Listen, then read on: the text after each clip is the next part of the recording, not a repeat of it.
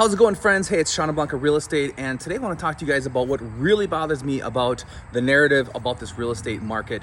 And I'm going to just tell you a little bit about us so you kind of know what this is coming from, who this is coming from. My name is Sean. I work with my wife, Blanca. We're the Sean and Blanca Real Estate team. We operate out of Minneapolis and Dallas, Texas, and we've been doing this since 2006 as a husband and wife team. And so we've got a lot of years under our belt and we've seen a lot of trends. So I really want to kind of point out what I can't stand right now that I've been hearing coming out of the media and frankly coming out of a lot of realtors, loan officers, and people that are in the business that are trying to oversimplify this whole real estate market. And I can just tell you, it's way more complex than we think. And the whole economy ever since 2020 is extremely complicated, and there's more variables, more factors than ever before, so we can't be oversimplifying anything anymore. So let's just dive into this. And like I said, we have two sides to the narrative. We have the number one, the media. A lot of people on YouTube, or just the media in general, is kind of like doom and gloom. Hey, this baby's gonna crash. This could be worse than 2008.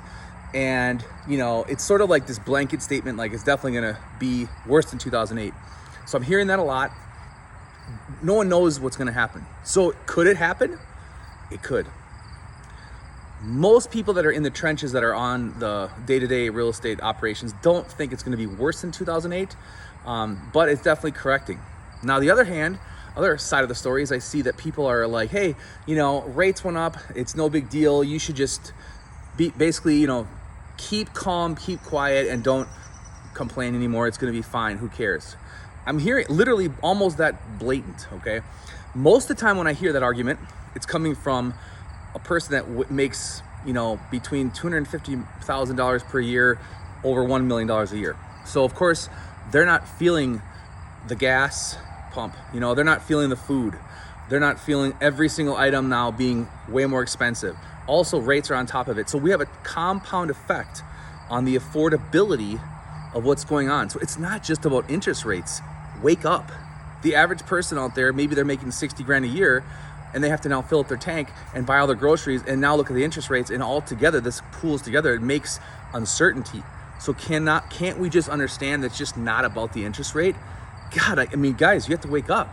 People don't just make $500,000, the average person, okay? They're not pulling in the big dollars for the most part, okay? So those two sides are so oversimplified, and it really irritates me to listen to it daily.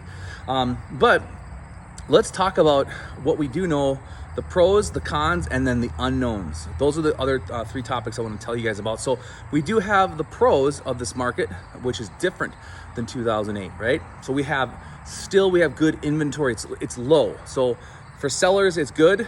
It's starting to actually, instead of like 1 month of inventory on the market of homes, we're starting to see three months, 4 months, right? It's still healthy.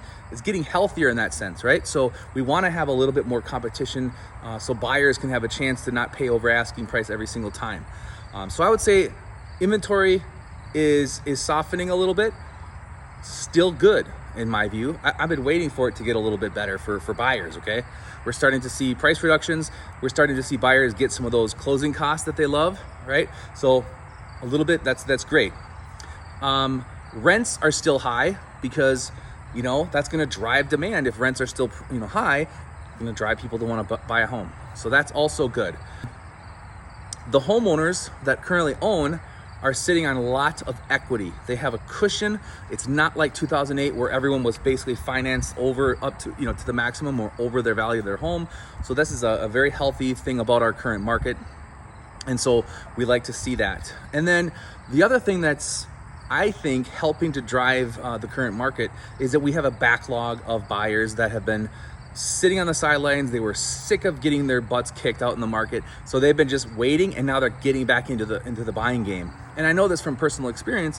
We had buyers just basically sit on the sidelines. Now they're back and they're buying homes, and they're super excited. Yeah, they're paying a higher interest rate, but at least they're not paying $50,000, $60,000 over asking price. Now the key about that is what happens when the backlog is ran through. That's going to be one of the unknowns, right? So we'll cover that in a minute. So the cons is, obviously we talked about it, rates have gone up and they're going to go up more. And I guess you could say, well, we need that to happen. But anyway, it's not good for buyers. They don't like it. That is making people sit on the sidelines. I would encourage you, if you absolutely need to own a home and you need that for your lifestyle, don't be a sideline person. Don't sit on the sidelines, because you might get comfortable and you might spend another 10 years sitting there, and that's not going to be very smart. The affordability in a general sense is taking a toll on this market. People have gotten their asses kicked from COVID, to the masks, to the mandates, to the riots, to the pricing's gone up all the time. Now they're talking about, wars, and things are not, people are just, crime is the other one I wanted to say. Crime is affecting the mentality of the buyers, and they're also going to flush out people from certain areas, because no one's going to put up with this carjacking business. People are done putting up with this stuff, and nothing's happening. They're just letting these idiots go back on the street and rob more people. Sorry guys, if you live in the inner city, you might want to take note and say, I'm going to get a hit. I'm going to get hit on the price, because people aren't going to pay what the homes are going for over there in the cities, okay? Then the media is scaring people. Again, scare tactics are never good. They need to just chill out and kind of let's see what's really going to pan out, because we're in the beginning of this. It started to teeter, it's starting to change, and so can't be doom and gloomers, okay? We have to be level-headed. We have to take it as it comes and stop overreacting. Now, there's some of the variables that we have here, that my notes, I already mentioned crime.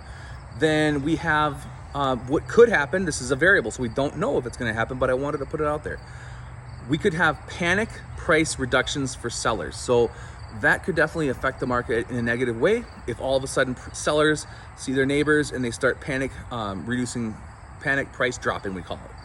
I would really like to see what it's going to look like for earnings for companies coming in quarter 4 and then early quarter 1 and 2 in 2023. I'm curious to see how consumers are really spending and if they're just holding back. And so that's going to have a big impact on next year. I think that's when we're really going to know what's going on, is in the early stages, springtime 2023.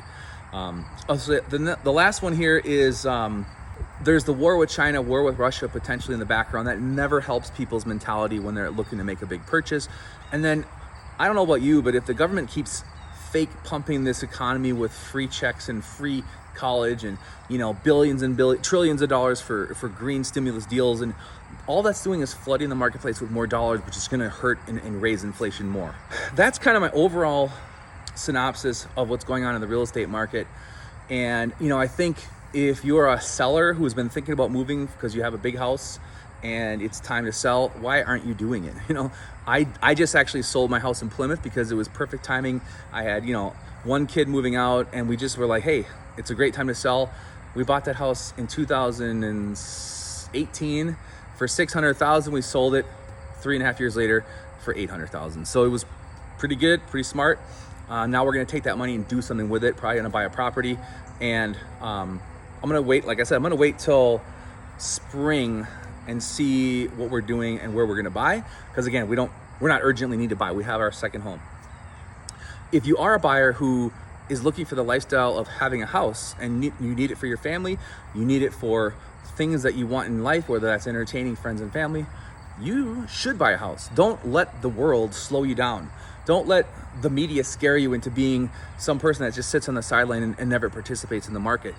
Because if you're gonna be in that house for 3 years, 5 years, 10 years, you're gonna end up being a winner. You're gonna end up selling for a large profit. It's gonna be a good way for you to build a life there. So never shy away from buying real estate if that's what life's telling that you need to do. Well, all right, guys, if you ever want to know more about what we would recommend for your specific situation, that's what we do. We can't put a blanket statement across this market and say that's what you should do.